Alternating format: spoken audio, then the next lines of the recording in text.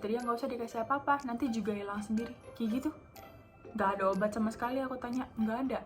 Terus aku keluar disuruh bayar $100. $100 tuh kalau kali 14.000 ya 14.000 1,4, cuman buat ngobrol gitu doang, nggak dikasih apa-apa. Dia bilang bakal sembuh sendiri. Dia apa namanya, punya usus buntu, cuman dirawat 1 malam itu bisa $40.000. $40.000 itu bisa 600 juta.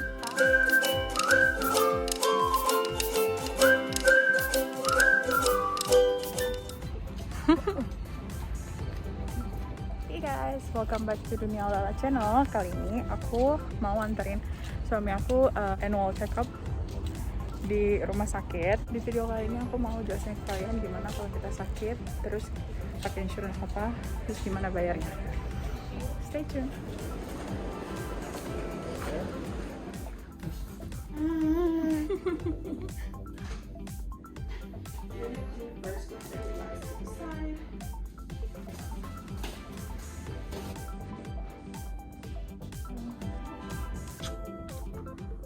Oke, pertama-tama aku harus ceritain kalau di Amerika ini kebagi dua insurance-nya, ada public insurance sama individual insurance. Dimana aku pakai itu individual insurance yang dibantu oleh perusahaan di mana tempat suami aku bekerja. Jadi individual insurance itu juga kebagi dua, dari perusahaan atau beli di market gitu, kayak beli tanpa ada bantuan perusahaan. Nah, ini pasti jauh lebih mahal gitu. Kalau public insurance itu ada Medicaid sama Medicare, itu kayak BPJS gitu, kayak bantuan pemerintah. Dimana Medicaid itu untuk orang yang penghasilannya di bawah rata-rata, dan Medicare itu khusus untuk orang-orang yang di atas 65 tahun. Nah, aku bangun.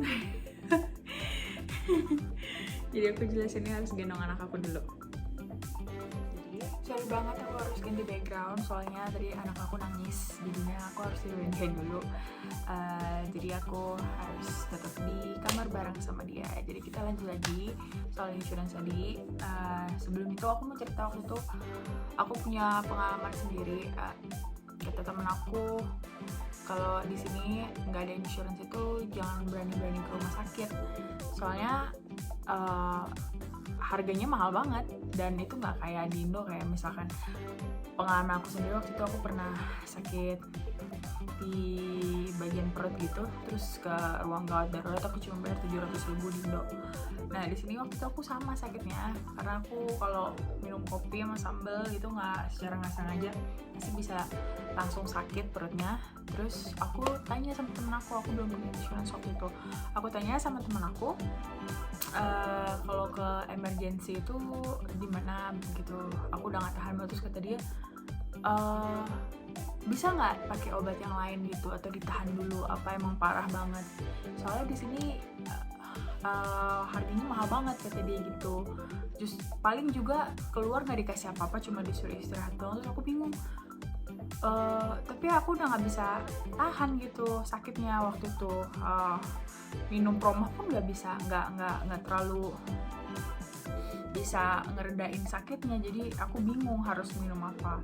Terus dia bilang waktu itu dia pernah ke rumah sakit, sama waktu itu dia belum pernah ke rumah sakit ini juga dan belum punya insurance.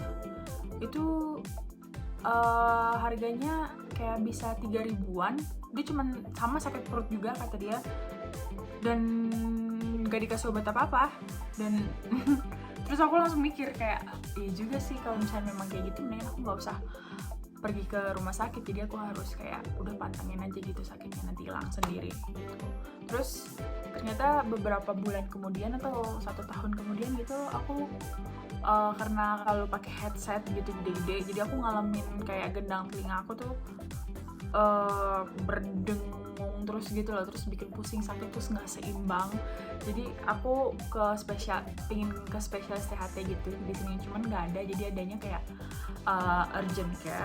urgent care itu di bawahnya emergency room, kayak kayak emergency bisa kapan aja ke sana gitu, cuma tetap nunggu. Kalau urgent care itu nggak terlalu emergency ya, memang tetap nunggu juga, cuman nggak bisa dilayanin langsung gitu, nunggunya biasanya sih lebih lama. Terus pas aku tanya sama dokternya cuman biasa nanya gitu, udah nunggu lama nanya kenapa gitu. Aku bilang kuping aku sakit, terus aku jalannya jadi nggak seimbang gitu, gimana terus aku ditanya emang sering pakai ini headset, terus aku bilang iya sering pakai headset.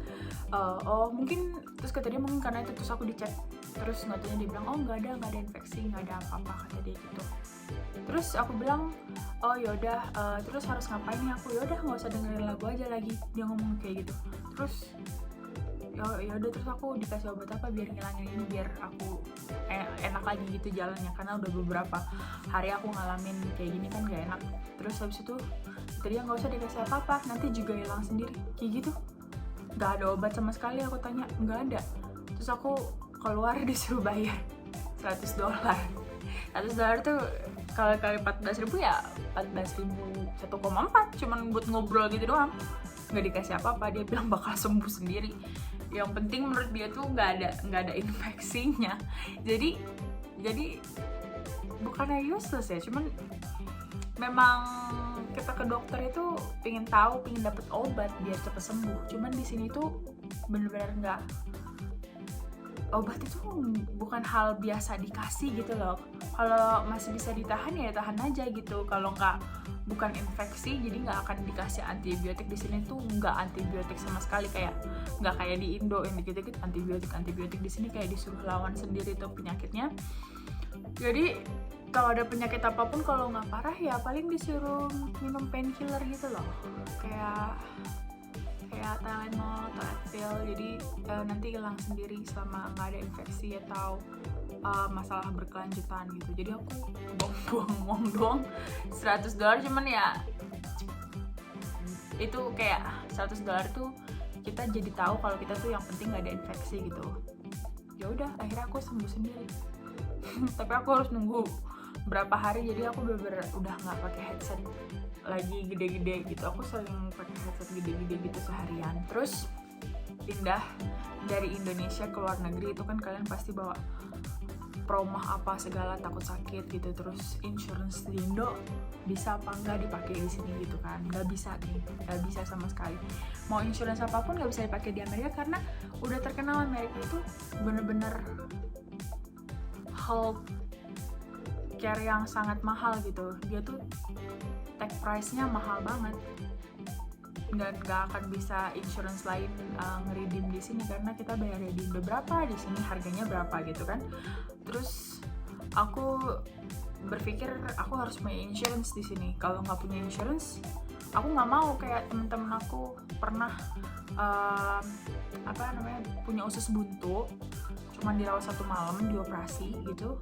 Bilnya tuh bisa $40.000.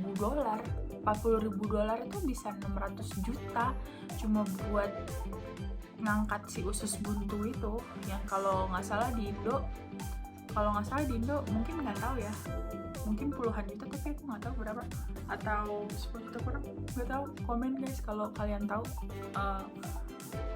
operasi usus buntu di Indo berapa. Tapi yang jelas aku yakin nggak nyampe 600 juta, dan itu cuma semalam, bayangin.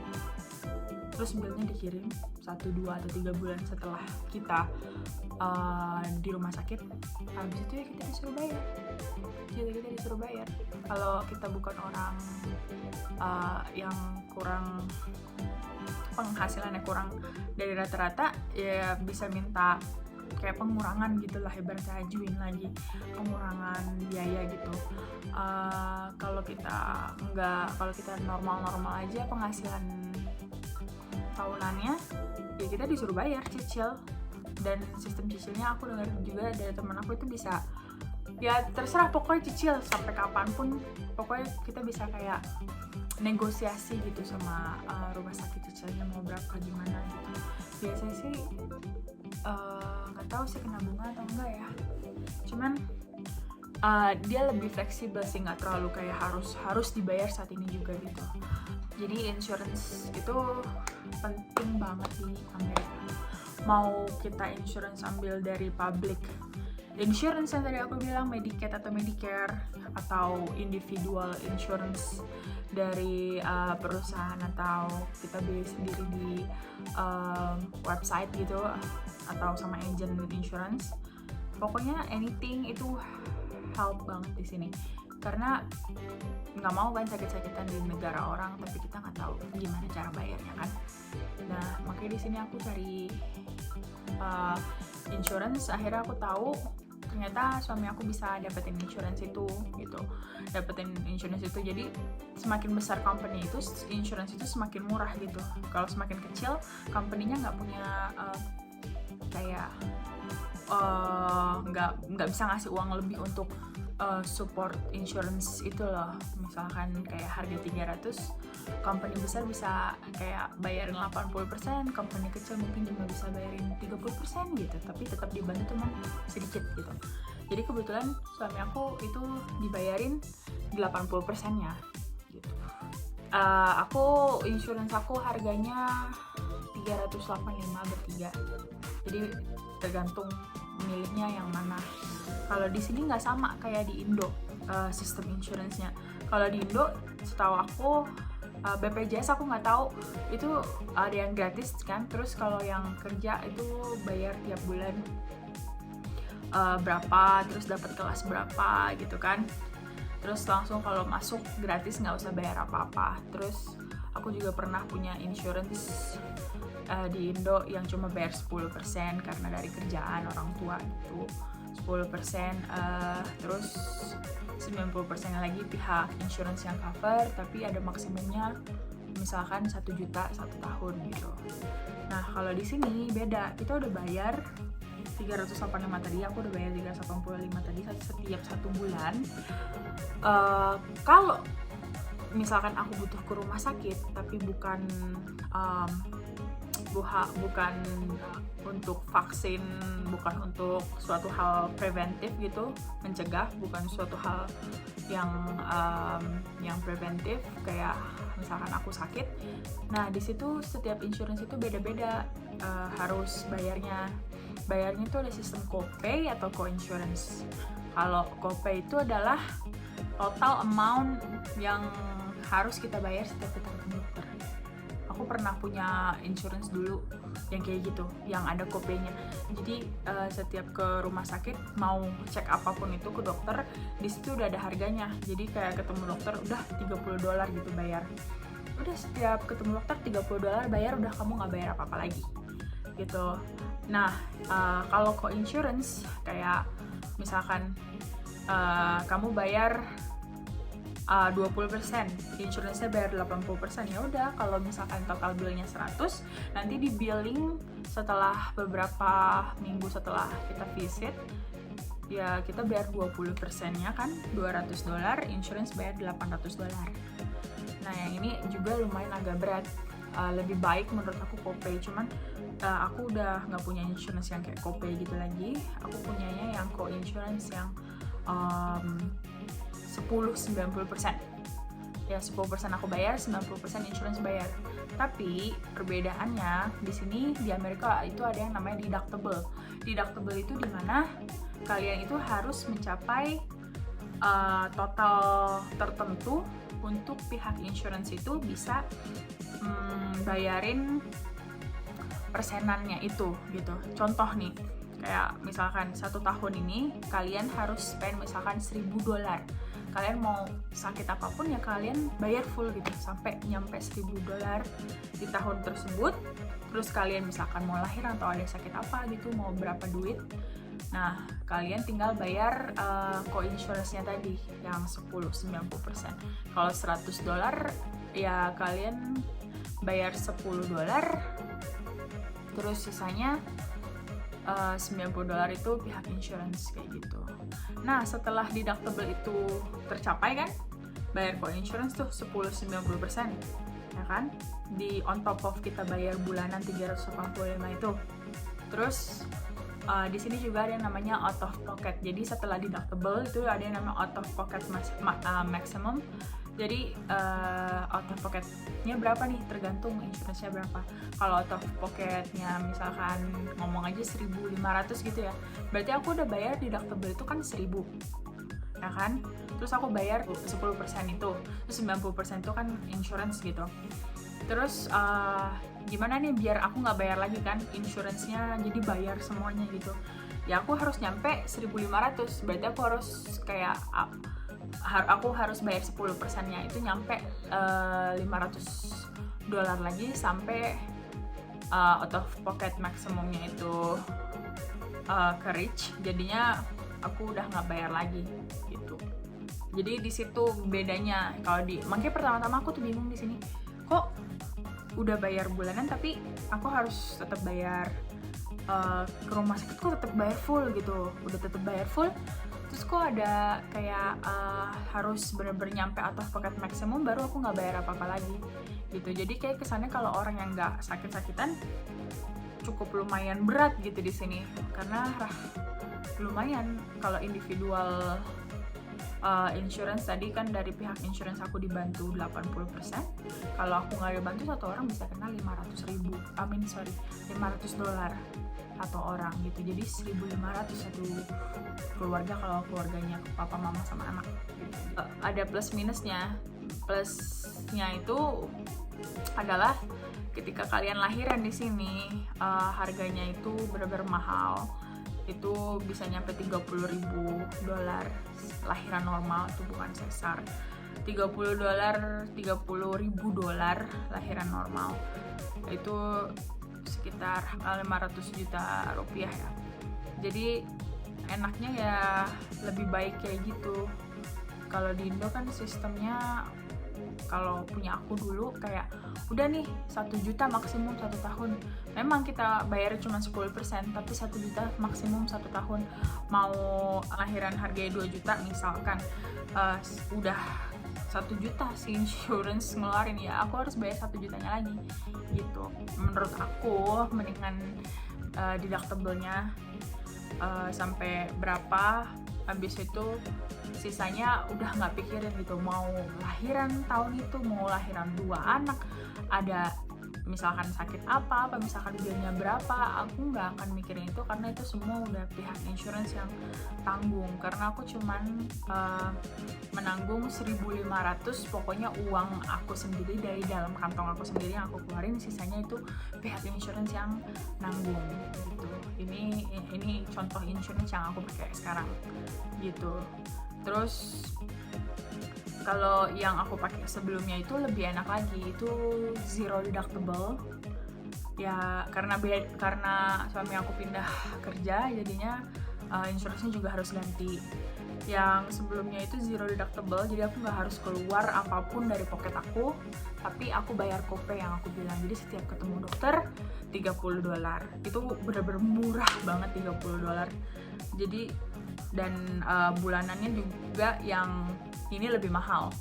Aku bayar kayak GoPay gitu bertiga gitu, $500 bertiga. Tapi aku nggak berat di awal, dan karena memang itu premium harganya, terus pihak perusahaannya juga bayarinnya juga banyak gitu. Tapi yang kedua ini not bad, yang penting aku punya insurance, jadi aku nggak usah takut lagi ke rumah sakit kayak waktu itu. Tapi kalau kalian nggak punya uang, memang kalian misalkan di sini cuma jalan-jalan gitu. Aku punya satu kasus waktu itu, teman aku juga, dia itu cuma jalan-jalan di sini, nggak taunya dia kecelakaan, patah tulangnya, terus bilnya $40.000. Ya dengan segala cara diurusin sama temennya, bilang bahwa ini pure kecelakaan, dia kesini cuma jalan-jalan, uangnya nggak ada sebanyak itu untuk bayar. Pada akhirnya dia waive gitu, pada akhirnya dia nggak bayar apa-apa, karena memang kalau kalian tahu caranya itu bisa diperjuangkan gitu, macam kayak kayak sidang, kayak nggak terima dikasih bill segini karena cuma jalan-jalan apa segala, di bank pun nggak ada, terus harus bayar uang dari mana, orang saya juga cuma jalan-jalan gitu. Tapi di sini tuh yang penting tuh ditolongin dulu. Kalau menurut aku ya yang penting ditolongin dulu gitu. Masalah billnya nanti mau bayar kapan ya nanti, yang penting orangnya selamat dulu gitu. Cuman kan sangat berat menurut aku, $385 itu untuk bertiga. Menurut orang-orang sini itu nggak murah, jadinya ya itu sekitar 5 jutaan satu bulan untuk insurance saja, health insurance doang. Terus on top of that kita punya insurance macam-macam, ada insurance car, life insurance, rumah di insurancein, semua di sini apa-apa harus pakai insurance. Karena insurance itu intinya adalah kamu mentransfer resiko kamu ke pihak insurance gitu. Jadi kamu punya kayak peace of mind, jadi doing everything, kamu udah punya insurance, jadi kamu nggak akan nyusahin keluarga kamu, atau tiba-tiba ada bill besar itu nggak akan nyusahin perekonomian keluarga karena kamu tuh sebelumnya udah mempunyai preventif, yaitu dengan membeli insurance tersebut gitu. Jadi hari ini itu aja videonya, semoga bermanfaat untuk kalian. Jangan lupa like kalau kalian suka, jadi video ini bisa ditonton oleh orang lain yang membutuhkan, dan jangan lupa subscribe juga untuk nggak ketinggalan video-video berikutnya. Thank you guys so much udah nonton, see you on my next video.